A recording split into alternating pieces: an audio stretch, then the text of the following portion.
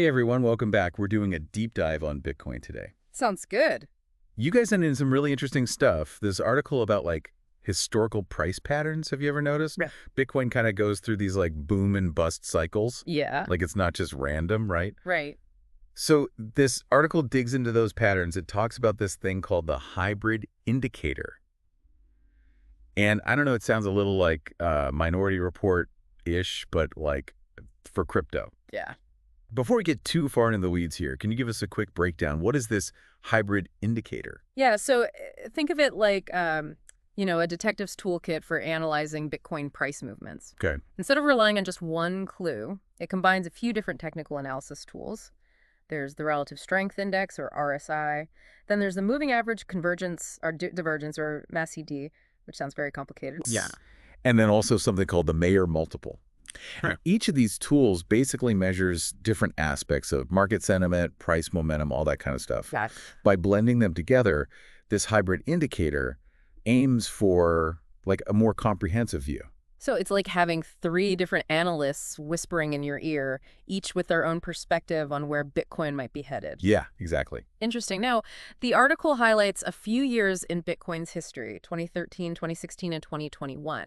Those years where Bitcoin went absolutely bananas, those were like major peaks in its price cycles, right? Exactly, yeah. And it turns out that this hybrid indicator, according to the article, flashed some interesting signals right before those big run-ups. Yeah, that's what they're saying. Oh, really? So it's like Yeah. a warning system, but instead of flashing red for danger, it's flashing green for, get ready. Yeah, potentially, yeah. Interesting. So this is where the yellow line comes in, right? This is something the article kept mentioning. Yeah. It sounds like crossing below that line on the charts was significant. Yeah. They're arguing that each time Bitcoin's price dipped below this yellow line, which, by the way, represents a specific value calculated by the hybrid indicator. Okay. Anyway, they're saying every time it dipped below that, a significant price surge followed. Within a specific time frame. Yeah, roughly 140 days. 140 days. So if we're sticking with the detective analogy, finding Bitcoin below this yellow line is like discovering a hidden clue that there is about to be a treasure trove of value. Well, yeah, that's what they're suggesting. That sounds almost too good to be true. I'm guessing there's a reason why everyone isn't just, using this indicator to make a quick Bitcoin fortune. What's the catch? Well, the catch, as with most things in life and finance, there are no guarantees. Right. The article acknowledges this 140-day pattern. It's only played out a handful of times. So it's a compelling data point, but we can't just set our calendars and assume it's going to happen like that every time. Exactly, yeah. Okay. Past patterns can offer valuable insights, but they're just one piece of the puzzle, really. Right. We need to consider other factors and be prepared for things to not go according to plan.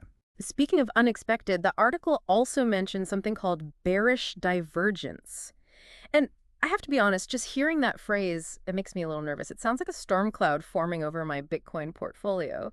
Can you explain what bearish divergence is, like in plain English? And then what does it mean when we're talking about this hybrid indicator? Yeah, so imagine this. You're at a party, the music's pumping, but as the night goes on, you notice people starting to slip out. Uh-oh. The energy's kind of dwindling, even though the music's still louder. Yeah. That's kind of like bearish divergence in the financial markets.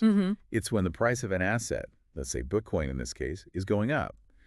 But the momentum indicators, like our hybrid indicator, suggest that the buying pressure is weakening. So it's like everyone at the party is pretending it's still cool, but secretly they're heading for the door. Exactly, yeah. Okay.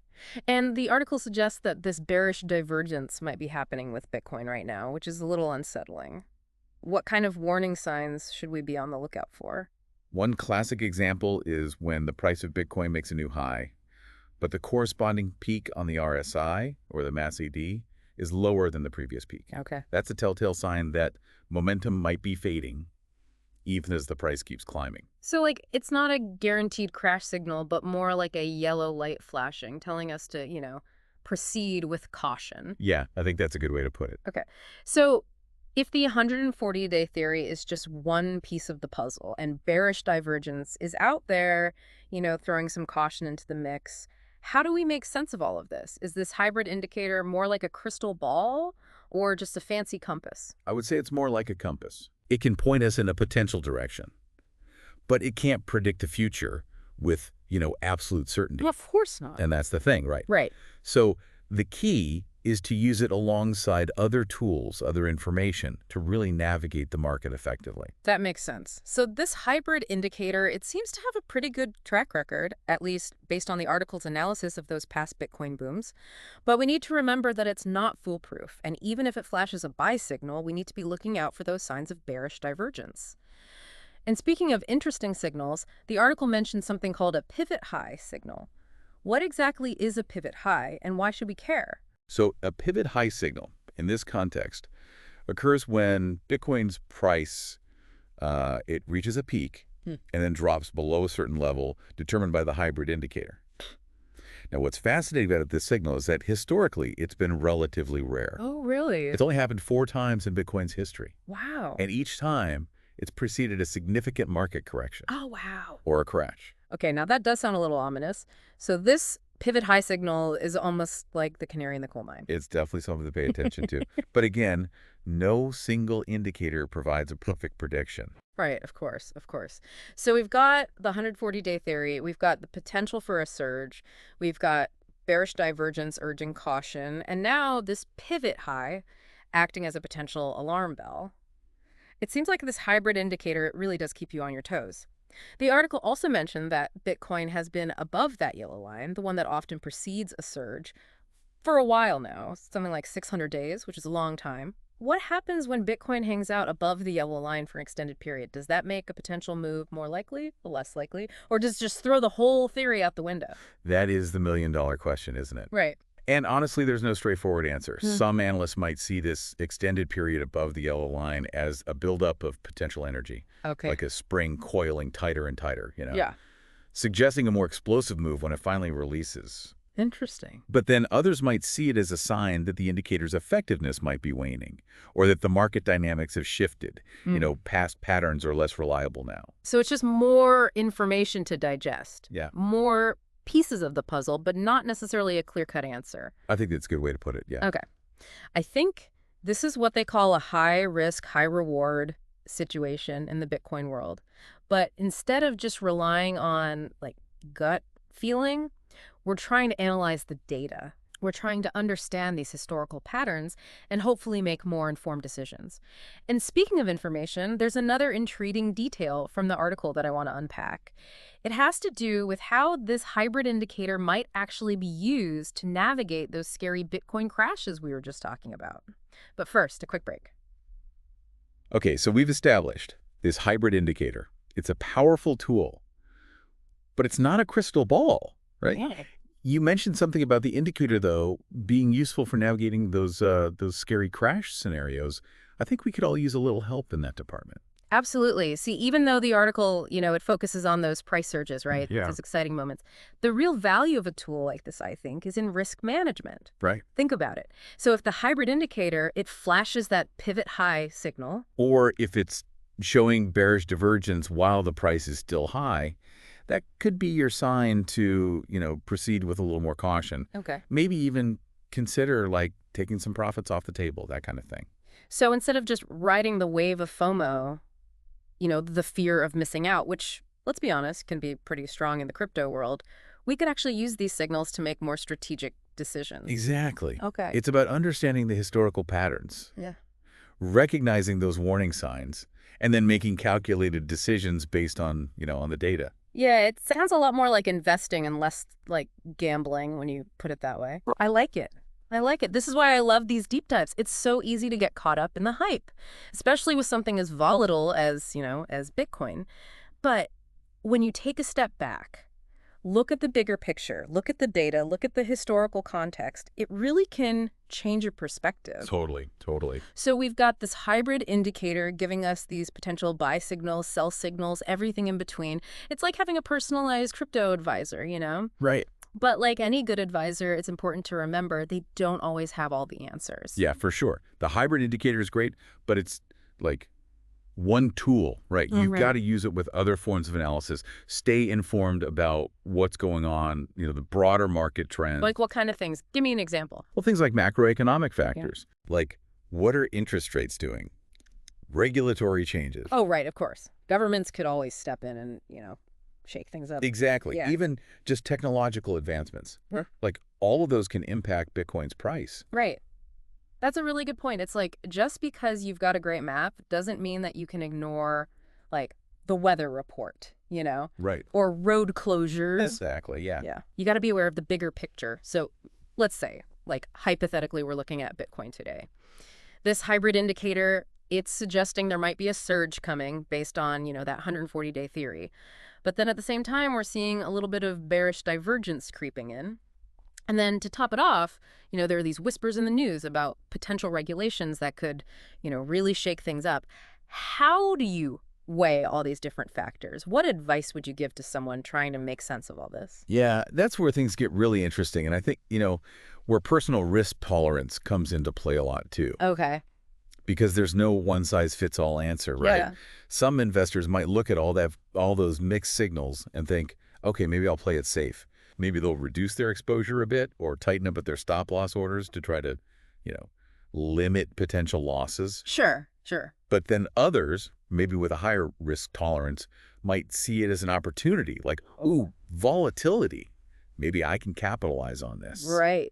They might, double down, increase their position if they think that long-term, the potential's there despite the risks. It's all about finding that balance then between risk and reward, which I think is a really good takeaway from this whole conversation. Definitely, yeah. This hybrid indicator, it's a fascinating lens through which to view, Bitcoin's price history and then, of course, potential future movements. Yeah, I mean, it can highlight opportunities, and like we were saying, it can also warn us about those potential pitfalls. Right, exactly. But ultimately, the decisions, they're up to us as individuals. We need to weigh the evidence, consider our own circumstances, and, most importantly, do our own research. For sure, always. Speaking of research, we've covered a lot of ground, but there's one more piece of this puzzle that I want to unpack. Remember how the article highlighted those key years, 2013, 2016, 2021? Those weren't just random years of Bitcoin surges. They were directly tied to something called the halving. And this isn't just some technicality. It has the potential to really shake up the entire Bitcoin market. But we'll dive into all those juicy details, the details of the halving, after a quick break. All right, so before the break, we were talking about this thing called the halving, which, sounds kind of dramatic, and honestly it is, at least in the world of Bitcoin. Can you give us a quick rundown of what the halving is and why it's such a big deal? Yeah, so imagine Bitcoin's like a giant pie, Right. a delicious pie. And every, say, 10 minutes, a slice of that pie is given out to the miners. The miners are basically the ones keeping the Bitcoin network running. Right, they're like the bakers of the pie. Exactly. Yeah. And this is how new Bitcoin is created and released. It's all part of the process. Okay. But here's the thing. Every 4 years or so, the size of that slice, it gets cut in half. What? That's the halving. It's literally programmed into Bitcoin's code. Wow. And it's designed to slowly reduce the rate that new Bitcoin comes into the market. So less Bitcoin pie to go around. Exactly. Okay. Well, that sounds like a recipe for some serious competition. How does that impact the price, though? Because it seems kind of counterintuitive, right? Like if you make something more scarce, wouldn't that make it less valuable? Well, this is where good old supply and demand come in. Right. When you reduce the supply of something, but the demand stays the same or even goes up, what happens? Well, price goes up. Exactly. Yeah. And historically, that's what we've seen with Bitcoin. In the months leading up to a halving event, and then usually for a while after, there's often a significant price surge. So it's like knowing that a limited edition pair of sneakers is about to be released, but in half the quantity. Exactly. People are going to be lining up, paying a premium, maybe even fighting over those shoes. That's a great analogy. It's not just about the actual reduction in new Bitcoin. It's about the anticipation, right? Right. It's that hype, how it plays into market psychology. So the halving creates this narrative, this idea of scarcity, and suddenly everyone thinks the price is going to go up. And then, because they think the price is going to go up, they rush out to buy more. And that buying pressure actually does make the price go up. It's like a self-fulfilling product. It's fascinating, a real-world example of how, our expectations can actually shape reality, at least when it comes to, the financial markets. For sure. So we've got all these factors converging, right? We've got historical patterns, the hybrid indicator, the 140-day theory, the potential for a surge. But we got to watch out for bearish divergence. And now, on top of all of that, we've got this halving event coming up, which historically has been, a pretty big deal for Bitcoin. What's your take on all of this? I mean, what's your gut telling you? Or maybe your like data-driven intuition. What do you think about Bitcoin's trajectory from here? Well, I think that's the question everyone wants the answer to. Right. And, honestly, if I had that crystal ball, if I could predict the future of Bitcoin, I don't think I'd be here. I think I'd be on a beach somewhere. Yeah, who wouldn't be? But what I can say is this. Looking at all of these factors together, it's a very interesting situation. We've seen these patterns repeat before having events. And while this hybrid indicator isn't perfect, it has helped highlight big shifts in momentum in the past. So it's like all the ingredients are there for some fireworks, but whether or not they actually go off, nobody knows. Exactly. And I think that's part of what makes Bitcoin, and honestly, investing in general, so captivating. It's a mix of data and technology and psychology and, let's be honest, a little bit of luck. Well, I think that's a great place to wrap things up. We've covered a ton today, from, the technical stuff with the hybrid indicator to the halving, which is always exciting. And we even got into how all of this is affected by human psychology, which I think is super interesting. So, listeners, the key takeaway here, like always, is that knowledge is power, especially in a space like cryptocurrency. It changes fast. So keep asking those questions. Do your research. And remember, this is just the beginning. There's a whole world of information out there. So until next time, happy investing, everybody.